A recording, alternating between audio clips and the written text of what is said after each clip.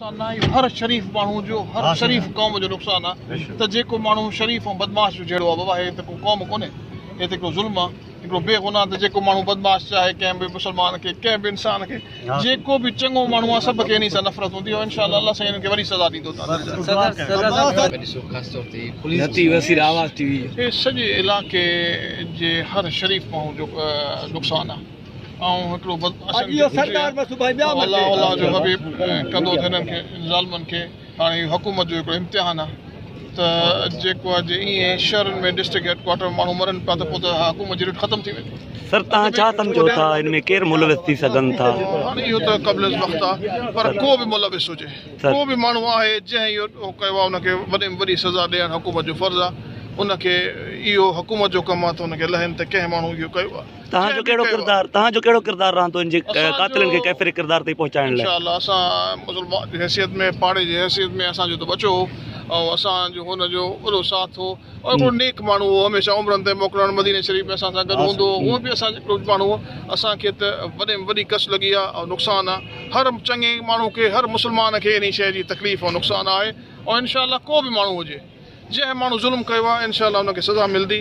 ऐं अगरि मुल्क में हुकूमत आहे पर अल्लाह जी ज़ात सभिनि खां वॾी आहे। असांखे इहो ई महसूसु थिए थो जो मुमताज़ जा वारिस तव्हां ई आहियो, ॿियो कोन आहे।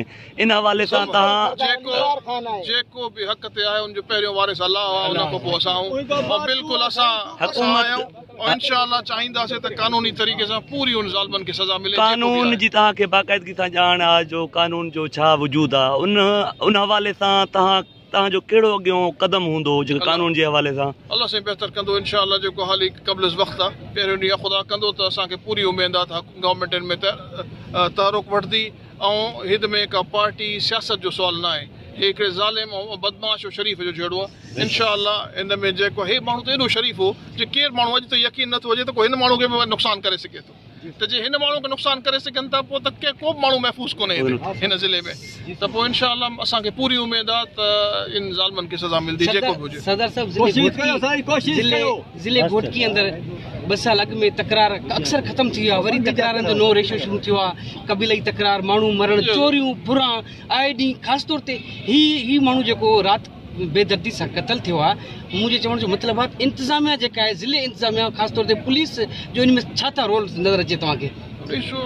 रोल त तमामु कमज़ोरी वारो रोल आहे त जेको आहे ईअं न थियणु घुरिजे। तमामु शयूं लॉ एंड ऑर्डर ख़राबु थी वियो आहे ऐं हाणे SSP जे लेवल ते छा पर जेको आहे सो मथे IG जे लेवल ते, DI लेवल ते हुकूमत सिंध खे तहरुक वठणु घुरिजे इन ॻाल्हि जो त जेको बि बदमाश आहे उनखे सज़ा मिले। जेको माण्हू ॾोह करे थो उनखे इहा आज़ादी न हुजे ॾोह करणु।